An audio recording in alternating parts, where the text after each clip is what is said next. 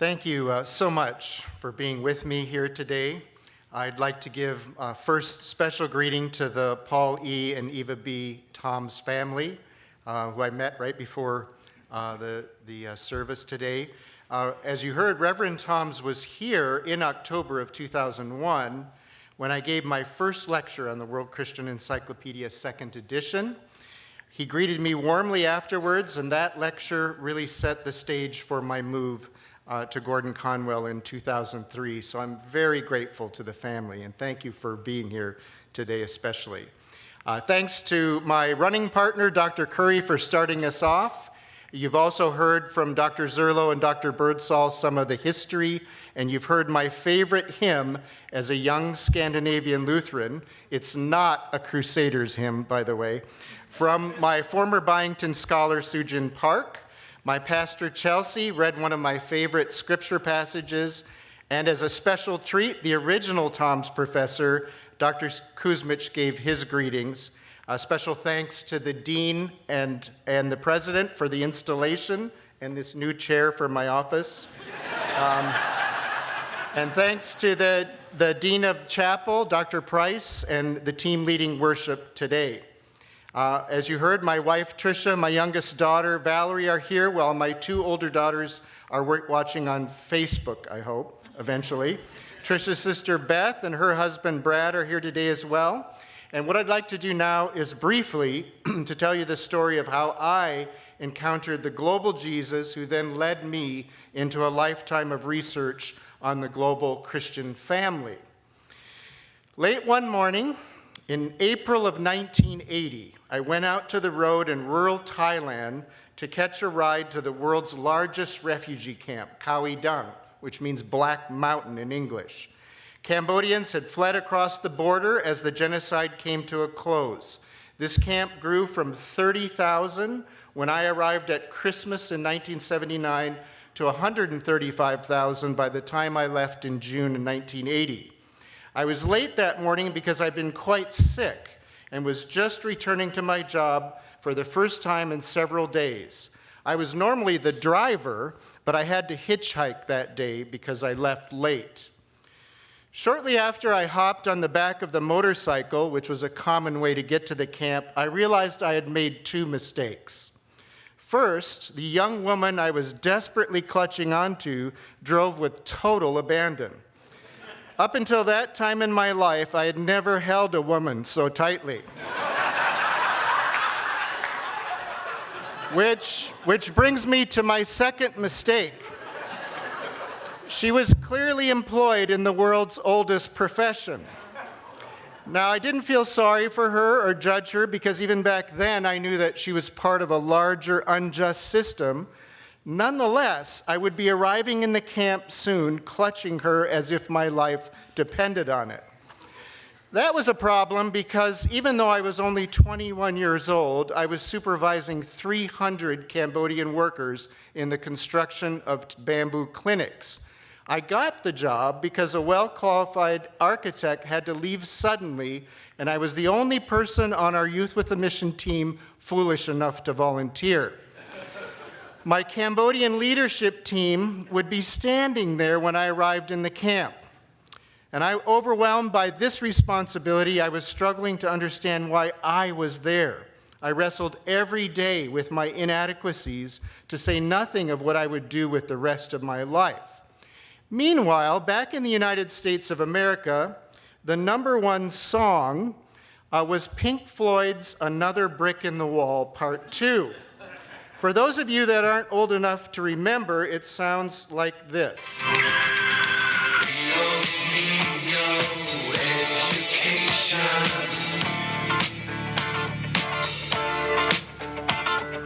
We don't need no thought control.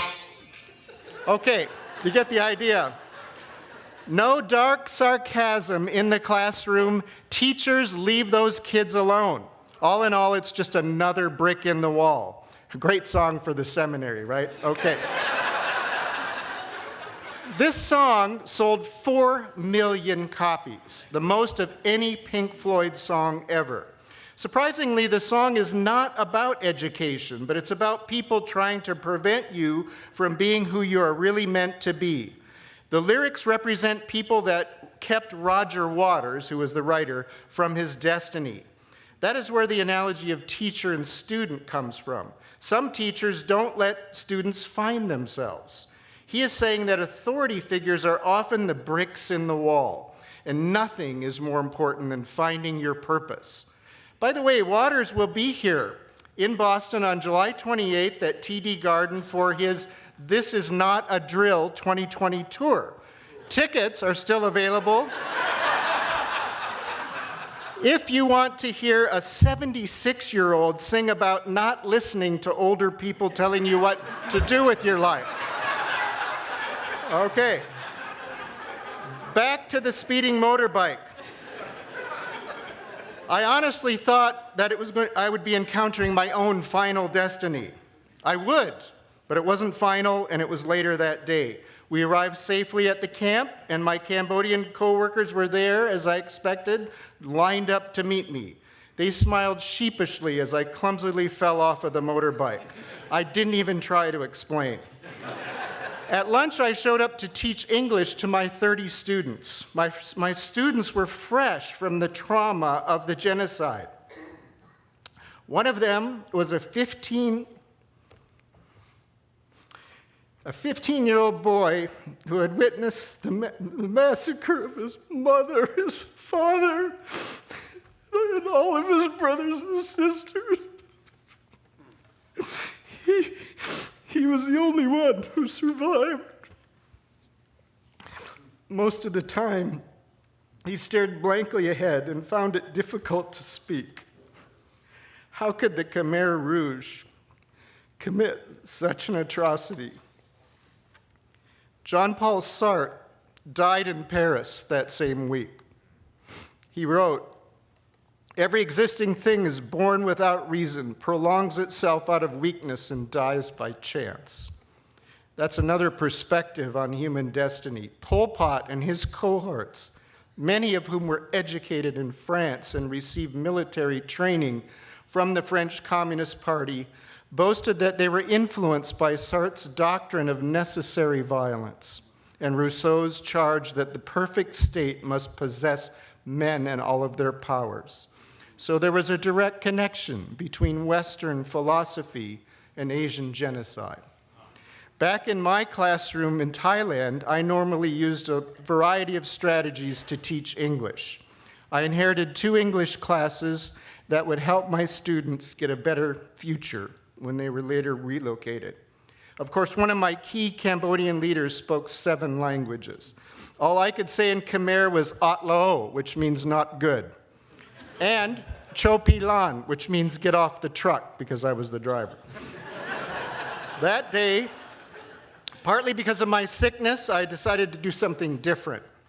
I told the gospel story from Genesis to Revelation in 45 minutes with a translator. I had been trained by Youth with a Mission on how to share the good news, but it was my Sunday school upbringing in a Lutheran church in Minneapolis that gave me the depth to do this with little or no preparation. One of the stories I decided to tell was of Jesus sleeping on a boat during a storm. Mark 4 tells us that he calmed the wind and the waves. I'll never forget that after finishing the story, there was a long silence, and one of my students stood up and said in perfect English, "Who is that man that even the wind and the waves obey him?" Sorry. When I came to Thailand, I thought I was bringing Jesus with me, but as I stared out at that classroom, I realized he was already there, and he was bringing a deeper understanding of who he was to me through my students. I also began to realize that these Cambodians were culturally closer to the gospel than I was. Jesus was Asian, not Scandinavian, and it was 7,000 kilometers from Jerusalem to that refugee camp, while it was 10,000 kilometers from Jerusalem to Minneapolis. I also began to realize that my own government's action, carpet bombing Cambodia from 1965 to 73, helped exacerbate the genocide. Nonetheless, that day I was privileged to share the good news, and all 30 of my students said they wanted to follow this man who even the wind and the waves obey. Later, I shared the good news with 26 students in my other class. At the end of the week, I had 56 new believers to introduce to the Cambodian pastors who had planted a church in that refugee camp. This is what changed my own life. Jesus is a global Savior, and he was already there in what I perceived as the ends of the earth. As Pastor Chelsea read, he made all the nations that they should inhabit the whole earth, and he marked out their appointed times in history and the boundaries of their lands. God did this so that they would seek him and perhaps reach out and find him, though he is not far from any one of us. From that moment on, I saw myself primarily as a member of a global family, and I've had the privilege of a lifetime of research on the presence of Jesus among all the nations. It's why I'm here today. As we heard from Sue Jin, Jesus is fair and beautiful, and he is the Lord of all the nations. A few years after my time in the refugee camp, I received a letter from the 15-year-old boy I mentioned. He had been resettled in Portland, Oregon, and was excitedly telling me that he was pastoring 2 churches.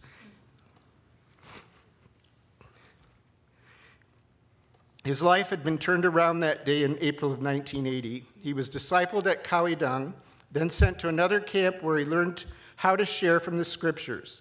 Despite the unimaginable hardships of his young life, healing had begun and joy seeped in and gave him a reason to live. He and I both found our destiny in that camp. By the way, this happened precisely at the time that the majority of Christians in the world shifted to the global south. I was not inviting my Cambodian friends to join a white European or North American religion.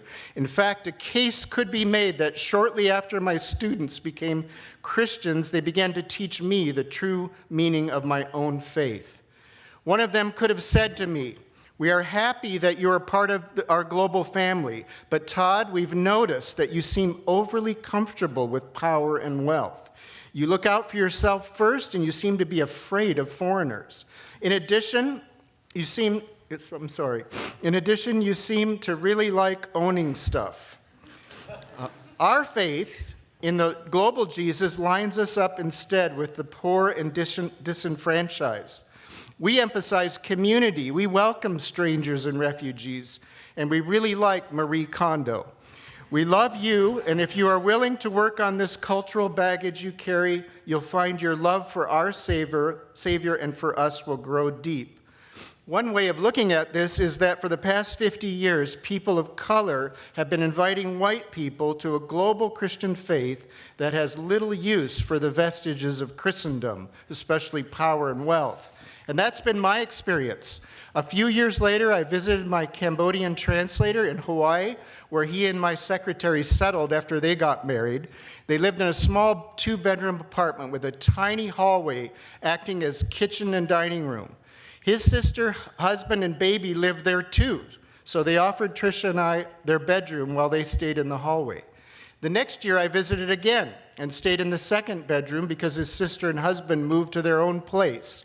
The next morning at breakfast, I said to him, "It must be nice to have the extra space."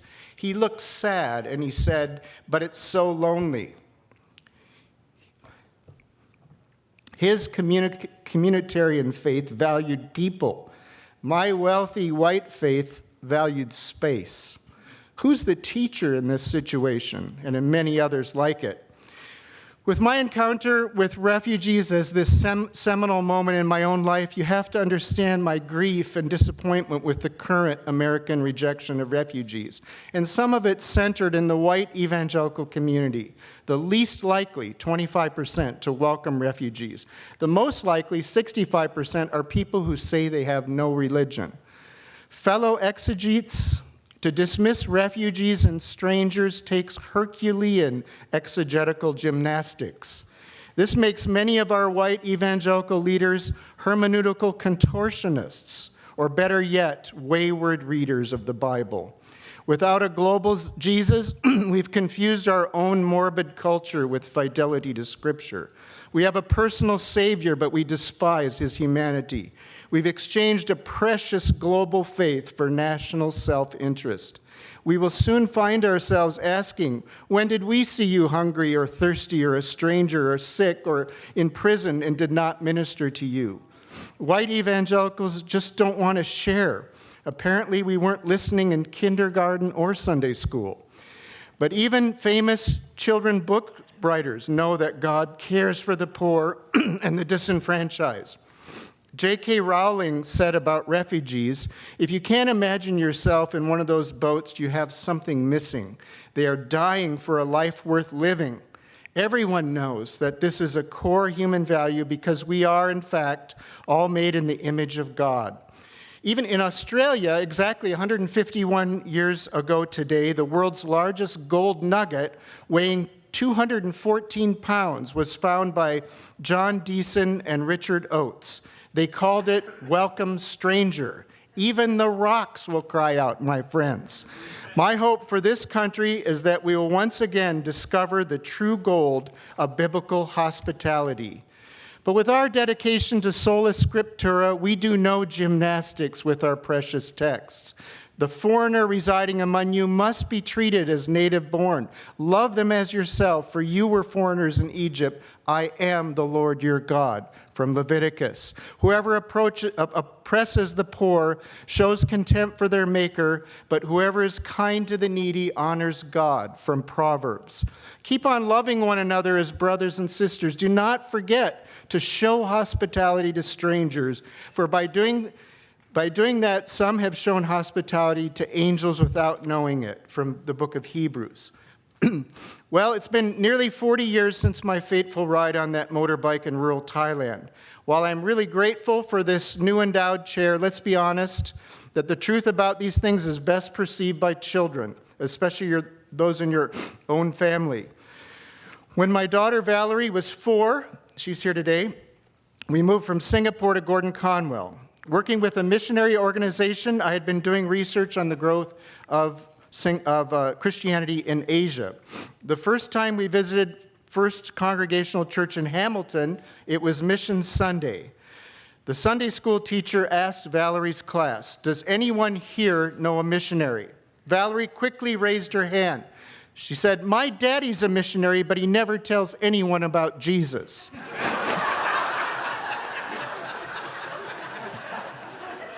This is how my 4-year-old summarized the life and vocation of her missionary father.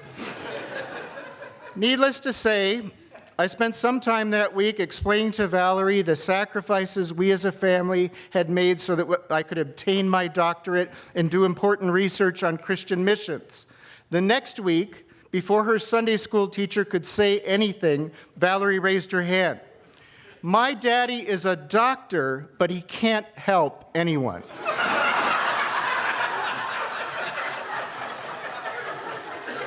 So, we are now out of time, so that has to be the last word.